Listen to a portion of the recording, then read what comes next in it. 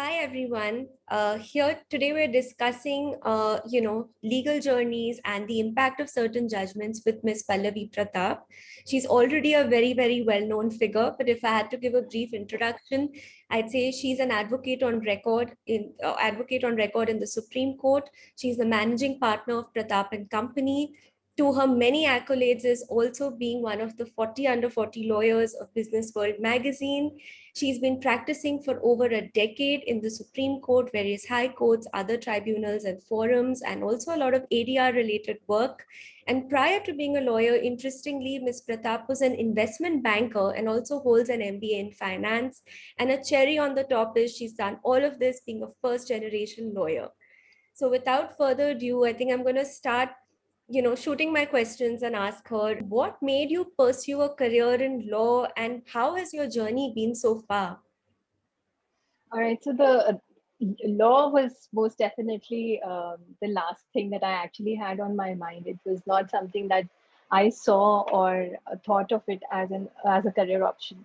Um, I had basically after my graduation started to prepare for UPSC. So because I was preparing for civil services, my father said do something which is professional also side by side. So that's when I enrolled myself in law, and the classes and the examination would go on because typically one would think that because you are doing law you will be a little bit well versed with constitution, and a lot of questions at that point in time used to come from constitutional law in UPSC, so that was an added advantage of it. So I started it, but I absolutely never thought that I would become a lawyer. So sometimes when people say that what is it that I should do with my life, I always tell them that no matter how much of a planning you do, if something has to happen, it will happen, and it will always happen for the best. So, um, as an investment banker, I finished my MBA in finance, and I came back and I started a career in investment banking. It was interesting and it was very tiring. A lot of traveling was involved. We used to, there were targets, etc. And it was fun. I was really climbing up the corporate ladder at that point in time. But I remember very clearly that at that around the same time, um, I was actually married for about, I think, 3, 4 years by the time, and there was a distinct pressure of trying to have kids, and because we couldn't conceive naturally, the idea was that we should go for IVF and uh, you know uh, try and have kids. So that became a bit of a concern because the kind of job I was in, it was very difficult to look at. Uh, you know, Trying to have a child and going through your cycles and IVF and all of that. So it was a little difficult. So then I consciously decided that I will quit corporate side and stay at home and go through the entire cycle and all of that. But when initially it started to fail, I decided that because I have a professional degree, um, I can maybe start doing, practicing law a bit, and let me see if that works for me or not, if that's something that excites me. So I started with Supreme Court. I had just been appointed on the panel for the state of UP as a junior lawyer. And it was like as if, you're going back to square one in your life, because initially when I was starting on the corporate side, that's exactly how I'd started. And now again in law, it was like a second rebirth in that sense that, you're basically doing things again. So I started off as a junior counsel.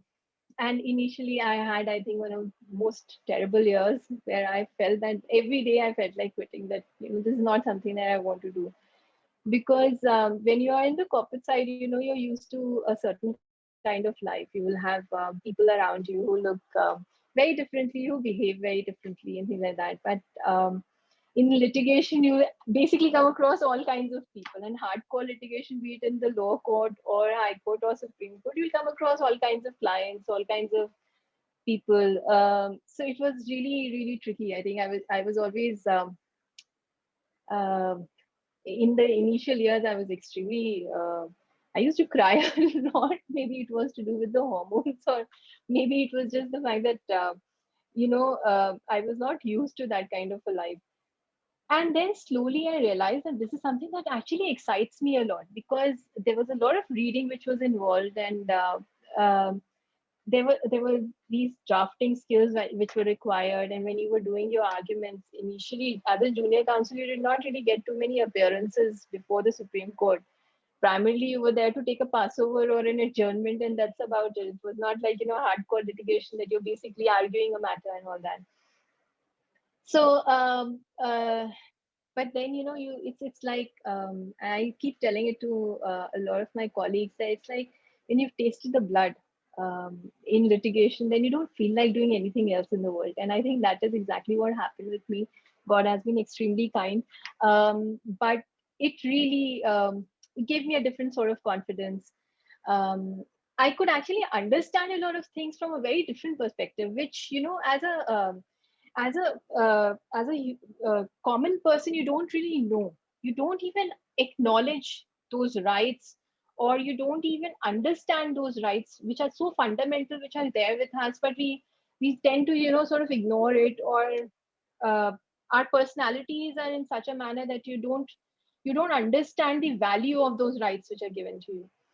So, nonetheless, I started practicing. Slowly, I started to develop that confidence, which I think a lot of people started to notice also.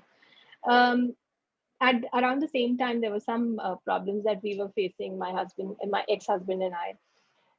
And then we tried to, uh, we realized that, it is not something which is workable for both of us, and we parted ways after 8 years of being married. I think the divorce came after some 10, 11 years of being married. But by that time, and this is something that I was actually thinking about just this morning. I was going through my Instagram profile, and I was looking at very old photos of me from the time when I used to be married to the time when I was going through separation after divorce. And I realized that, the confidence has started to build up, and it has a lot to do with the career in litigation. I think litigation as a career changes a woman uh, beautifully. I mean, it's not arrogance, but it is that confidence that comes in you, because you've been looking at all kinds of challenges that people are overcoming every single day. And the kind of breakthroughs that are happening right now in interpretation of law, I think this is all it's all been very, very fascinating to me. So I'm sorry I went on a long trip there, but yeah, that's been the journey so far. It's been extremely fruitful and very, very empowering in that sense. It seems like quite a roller coaster for you. But what would you say if you had to ask some sort of defining moments in your career as a litigating counsel, especially a female one, with balancing so many other things in your life at the same time? Defining moments. Actually, the first one that I felt, the first time that I actually felt a lot of happiness in my entire life was when I cleared my AOR examination in the first attempt. I never thought that I could actually clear it in the first attempt at all, because I thought that I was a mediocre kind of a person. You know how it is that it's fed in your head that no, you can't really, you're not out there to achieve great heights. So when I cleared my AOR examination, I remember that was one day that I realized that yes, I can actually, achieve some things in my life, and it is not that I'm totally ignorant. It is just that it takes time, but it's going to happen. Then I think the second most defining moment was when we were doing and so as an AOR, one of the first filings that I'd done was for Hadia. The Hadia case was there in Kerala, where this girl who was a homeopathy doctor, she had been kept under house arrest by her father. And because she married someone outside of her religion and converted and things like that. So I think a lot of when during that entire case, I think it was defining for me because I was also personally going through a lot of problems in my own personal relationship. And you could see how she would come to Supreme Court. She'd come to Supreme Court. She faced a bench of three judges who were asking her questions in the kind of confidence with which she was answering, and how some of the best lawyers actually advocates actually argued that matter to see the judgment then finally come out. I think all of that was very defining and very character building also at that point in time, because I realized that law can do anything, and when applied it can do marvelous things, and it can rescue people when a lot of times we've lost hope. Law can come to our rescue and lift us up. So I personally have always felt that that Hadia case used to be one of the biggest defining moment. Even today when I go back and think about my journey, I think the biggest defining moment was that case. Yes. Thank you. And, as a female counsel, what do you think are the challenges, especially female lawyers face in litigation? And how can these really be overcome? Because your own journey seems to be one also where you started, as a junior and then slowly progressed to the top. So in your own journey, what challenges did you see and what do you think we can do about it today? I think the challenges are plenty, especially for female first generation lawyers, or even if they are second or third generation. I think for women, it's always going to be a little bit extra difficult. And the reason is that one, uh, how much of a hustling can you do in order to get new clients? It is not practically possible, especially in litigation, for women to hustle too hard. Second, I feel that clients will come and they will feel that because you're a woman, therefore you're entitled to half the fees than what a man is charging, which is a mindset that it's very difficult to break out of. Third is that certain areas of law traditionally have been considered as domains of men. So, for instance, a criminal law, if there is a bail application, a client would come and they would feel more at ease if they see a man who's probably going to handle the case. But that's actually not true. A lot of that mindset has started to change. Like, for instance, I'm doing a lot of PMLA matters or typical bails, etc. That mindset has started to change. But initially, when I started off my career, I'm telling you, there was a huge barrier over there. Then I don't know why, but as female counsels, a lot of people unfortunately think that we only can handle matrimonial matters. I mean, that's so wrong in that sense. Especially if, let's say, if because I'm divorced, a lot of people think that I would be very good as a divorce counsel. It is true that I actually am good because of my own personal experiences, but that does not necessarily mean that you have to typecast every single woman lawyer as a matrimonial lawyer. That's not true. I have seen such amazing, I mean, you of course would know it better than me, but some very brilliant female advocates just now excel in companies, excel in ADR, excel in in forums like NCLT, NCLAT, Supreme Court. We've got such amazing Supreme Court, Supreme Court designated senior advocates who are fabulous, and they do all kinds of matters, not just your typical matters which are civil in nature, but also criminal matters. I mean, they can get bails in NDPS related matters. So you can easily imagine that it's so difficult to get a bail in NDPS, and they are the ones who are breaking all those glass ceilings every single day. So I personally feel that this is a big barrier. That mindset, that typecasting is a bit of a challenge. But I think a lot of us are trying to change that narrative. I don't know how long it's going to take for it to be changed, but all of us are making that effort, at least at some level. Thank you. And we see at least through law or at least judges in their own attempt, they try to do things which are more forward looking, which try Correct. to Yes. change how society is, etc. But there is a huge gap between an actual judgment and implementation. We have examples like Section 66A being used to target people. I'm sure there's triple talaq still happening somewhere else. Also, child marriages are literally just every other day in the paper. So what do you think we can do to resolve this gap in a way between, legal attempts to make this change and actually making it reach the ground level? You know what I've realized is, and this is not even these judgments, a simple order of Supreme Court, for instance, where maybe the Supreme Court has directed that the lower court will hear a regular bail application, dispose it of in the same day, takes 6 months to dispose of. And that too, not very far off from Supreme Court. You move to Ghaziabad and you'll see the same thing happening. There is a direction from Supreme Court saying that you dispose of a regular hearing bail application on the very same day, but they will take 6 months to do it. Why is it that even a smaller lower court is not able to comprehend as to what direction Supreme Court has given? It is just very surprising. I mean, 66A, like you said, every few days you will see that it has been misused. Triple talaq, like you said, I'm sure there must be these things which are happening. Triple talaq instances must be happening every single day. The problem is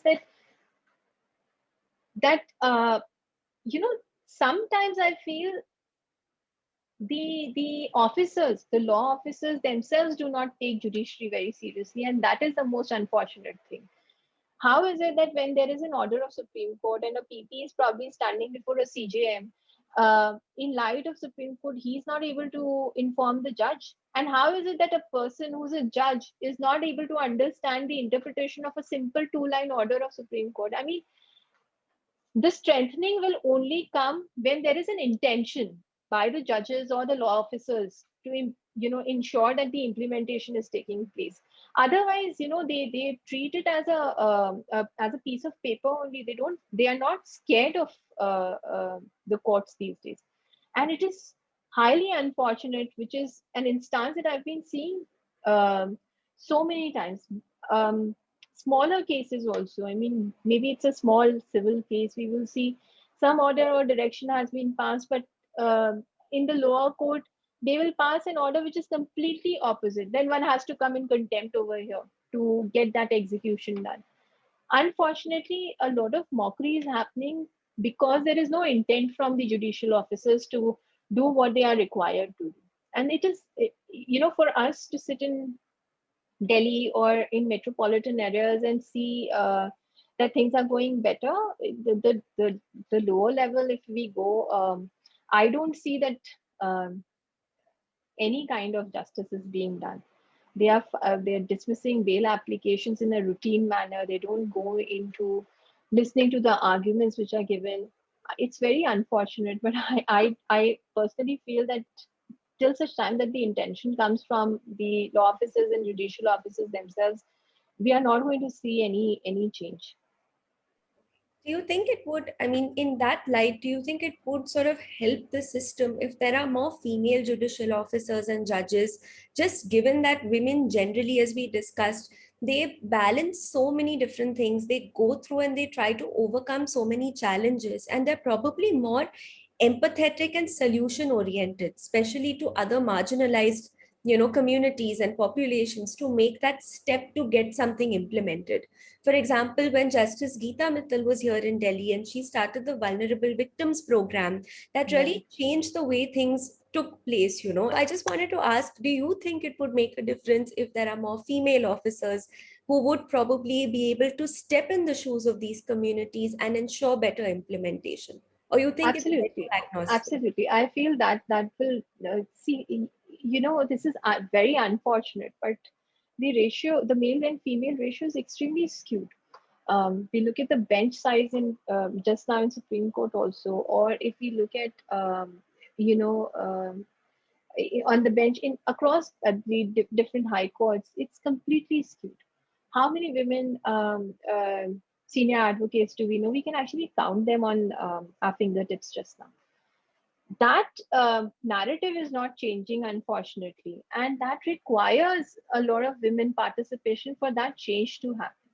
But that also comes with a caveat of some sort, because if you would remember the the case that very recently took place in Maharashtra, where there was about this 376 thing, and that case has now come to Supreme Court also, where Mr. Siddharth Bhatnagar sir, Siddharth Dave sir has been appointed as an amicus in that matter about whether a touch can be considered. If you would remember that judgment, which had very recently come from a law officer from Maharashtra. I mean, that kind of an interpretation, that too from a woman, was very unfortunate. If you read that judgment, you will realize that there was no application of mine in that sense. I mean, we all know what is a right touch and what is a wrong touch. We've all felt it in our life sometime or the other. And to ignore that feeling while writing a judgment which was like that, I think sometimes as women we try so hard to prove that I'm not looking at a certain thing from a feminist angle, is very difficult to ignore. And I think then so that part needs to be changed, and that can only come by training the judicial officers, especially women, that they should not feel that with whatever skewed number of judicial officers that we have or law officers that we have in terms of representation by women, they should be trained so that they have that confidence that whatever I do or whatever I'm doing which I feel is right, I should be doing it. I should not be bothered by what the society is going to think, or what the lawyers are or the advocates are going to say when they move out of my courtroom. I think that kind of confidence will only come when there is, one, more representation of women, and two, there is a lot of training and capacity building for them to realize that they if they have to do something right, they should not be bothered about it. And I think third and most importantly is, yeah, and this I think goes without saying for all kinds of judges, but the whole idea of appointing judges out straight out of law school, I think that is wrong somewhere. You need to have them practice in the lower courts or whichever court that they want to qualify. For instance, if you've got HJS examination, there is you have to be practicing and you have to show your certificate of practice from the specific bar association in order to take that examination. Now, for the lower judiciary also you should have it, because a lot of times what I see is that young boys and girls are getting appointed as judges, but they themselves are not very well versed with procedure. Learning the CPC and CRPC but not knowing how to apply it are two very different things. So I think judicial training is very important. Definitely more women should be appointed. That's so important, I think. And not just clubbing them to, let's say, family courts. Please put them and appoint them in rosters where they can contribute so much better. And I think we will see a world of difference then. Thank you. I think that very succinctly summarizes what we could take as positive steps as a career in a profession going forward. My last question to you is, what advice would you like to give younger female professionals, something that you got or you wish that you had gotten in your earlier years of practice? I think the biggest advice I always give, and at the cost of sounding repetitive, is that this profession, especially litigation, is very difficult. But please never give up. Just don't give up. You know, uh, in this profession, the initial years are very demanding. And unfortunately, they don't pay you so well in the initial years. You have to put in more effort and you get nothing out of it. So you feel like giving up. And at the same time, especially for a woman, I think the initial years, they are being forced to get married at the same time, or they are being asked to have children at the same time, or go off the family. We unfortunately are, if you look at it in terms of the timeline, our initial ages, which is like, let's say if somebody becomes a lawyer at 23, that is the time that the family will think, nahi, ab iski shaadi kar deni chahiye and she should have kids. And that is the most important time for a woman to develop her career at the same time. So I think that balancing becomes very difficult. So my biggest advice is don't give up, and don't lead your life with someone else's timeline. It is your life. Figure out the timeline that you want to have, and stick to it. But just don't give up. It sometimes you feel like giving up. I felt like giving up practically. Sometimes even now I feel like giving up when I'm extremely tired or stressed out. But I think the whole idea is to stick around, and you will see that things change, and they change for the best. So yeah. Thank you so much. That's key piece of advice, very practical and thought out. And, I think it's going to help everybody who's going to watch this. Thank you so, so much for your time and taking, giving us such insights into all these topics. We're really, really grateful. Thanks, Ravina, for having me here. And so nice to actually see you've introduced me to her forum. And I think the kind of work that they're doing is really fabulous. I wish all the best to all of them who have started this. Everybody who's watching it, all the best to you all. And if there are any queries, you can always write to me on LinkedIn, and I'll try and answer. Thank you so much.